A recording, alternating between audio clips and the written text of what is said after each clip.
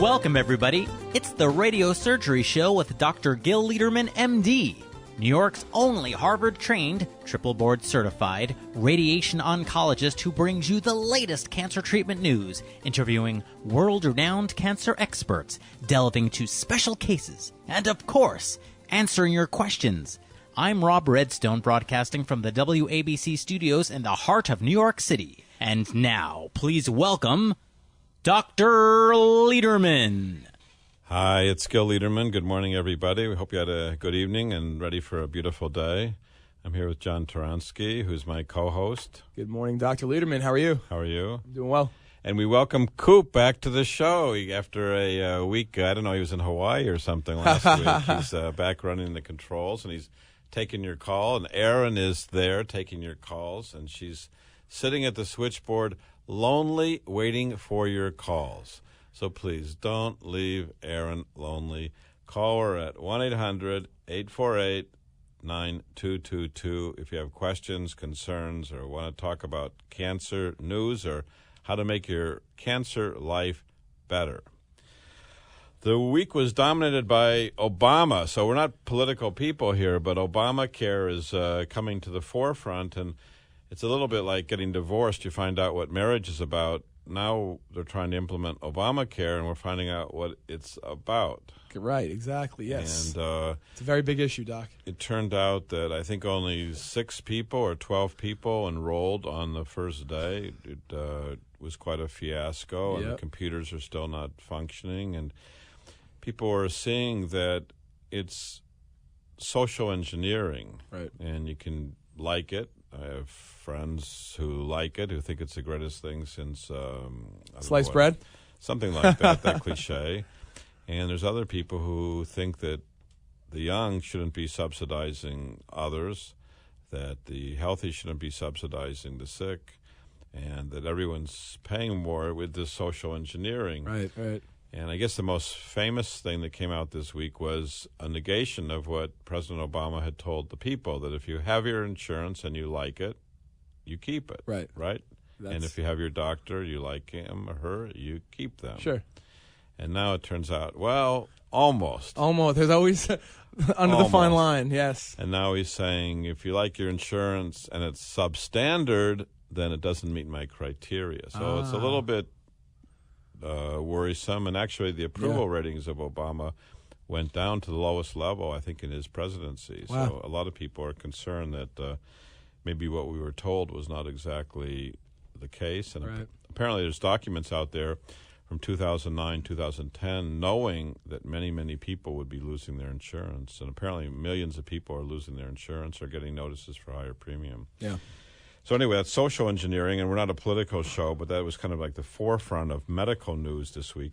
There's a lot of interesting patients that I want to talk about, and each patient I talk about has a lesson, and we always learn from our experiences, or we hope to learn from our experiences to make us better and smarter and to educate each one of us about what our bodies can do to us and how we can be smarter if we have friends or loved ones or ourselves that, God forbid, these things happen to.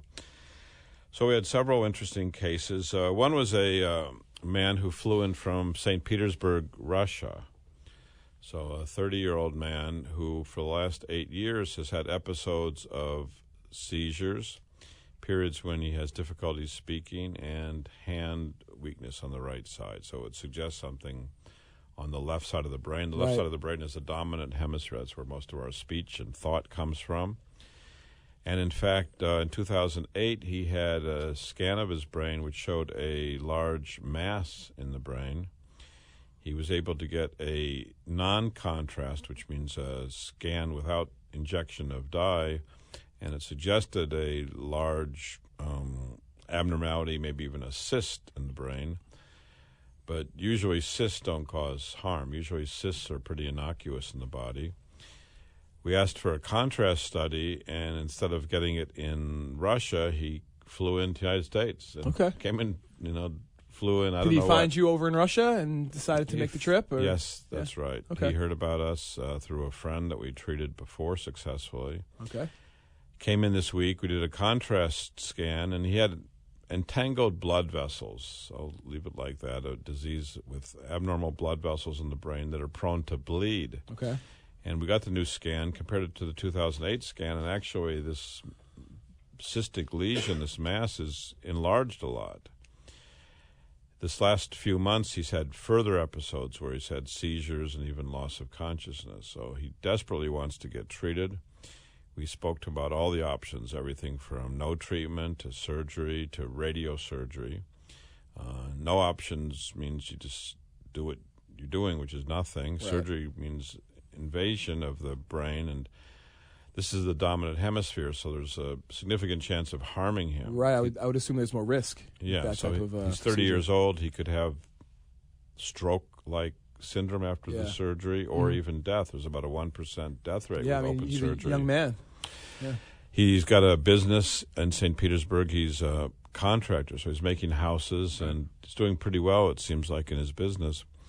So he chose to proceed with fractionated stereotactic radiosurgery with us.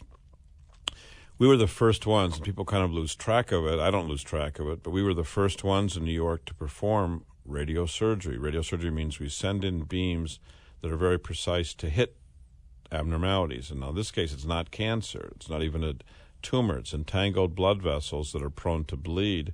And if they bleed enough, they can actually cause a stroke or even death. Okay, wow.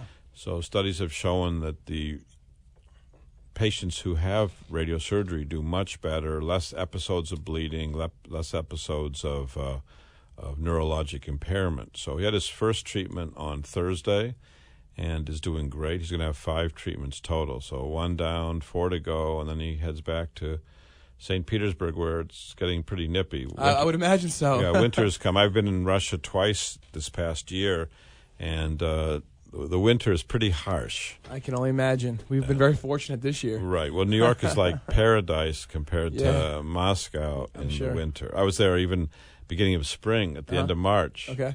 And the Moscow River was iced over. Right. I have photographs of Moscow from high-rise buildings, and the whole city is like white and gray from snow and that brutal weather. Yeah. So anyway, we wish him well, and I think he's going to do great. Good, good. But another patient I want to talk about on the other end of the spectrum, a young girl who came in, 10 years old, with sarcoma. Now, sarcoma is a kind of cancer of the connective tissues, so muscles, bones, connective tissues. Normally, we think about cancers like breast and colon and lung. Those are the organs, and the surfaces or the tissues of those organs can cause cancer, but rarely the connective tissue, the bone. Everything you think about is like the foundation of a human being, the bones, the muscles, the connections, can also cause cancer, and often do in children. So this girl had a mass in her thigh, and it grew to quite a large size, and she eventually had surgery on the mass, even though she had metastasis at the time. Now, metastasis means that the cancer has already spread. Right. So it spread to the lung in this girl. She had chemotherapy before the surgery. Then she had extensive surgery. Her family said that most of her hamstring muscles, 80 or 90%, were removed to get rid of this tumor. And then she had chemoradiation. Afterwards, the mass has stayed away. So it means that the surgery and the radiation worked. How do we know the chemo didn't work? Well, the cancer in the lungs progressed within a short period of time, within 2 months. So it progressed. She had some surgery for metastasis on the lung to prove that it was cancer. She had surgery on the liver to prove to remove the liver cancer.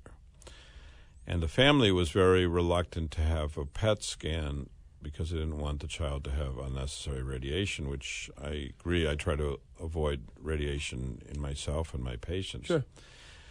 So she was treated elsewhere with a machine called tomotherapy. Tomotherapy is a machine that gives radiation, but it gives it only in one plane. So if you imagine like a donut